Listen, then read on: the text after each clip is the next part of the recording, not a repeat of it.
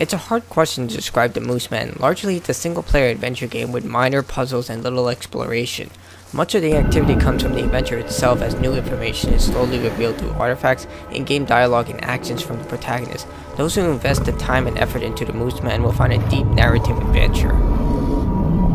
The Mooseman tells the tale of a Russian tribe from the perspective of a shaman capable of seeing into the spiritual world. Using this ability, he can move past obstacles, solve puzzles, and witness things that others cannot.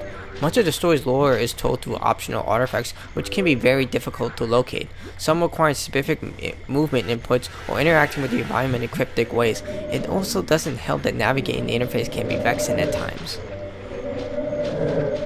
The Mooseman can be seen as a 2D walking simulator, as the protagonist slowly moves through a black and white world while avoiding hostiles. There's no jumping, and the walking speed is noticeably slow, which can be frustrating to a lot of gamers. Much of the interaction comes from the spiritual mass that opens new paths and exposes supernatural creatures that either aid or hinder the shaman's progress. The atmosphere stands out thanks to a strong soundtrack and art style. Both the graphics and soundtrack complement what's happening on screen, conjuring emotional ties between the shaman and what's happening on this journey. Puzzles and small battles are littered throughout the game, but these are simple, usually involving the player to pull some switches or use the shaman's spiritual abilities in some way. It's nothing remarkable, but it does break up the pace that's saturated with slow walking.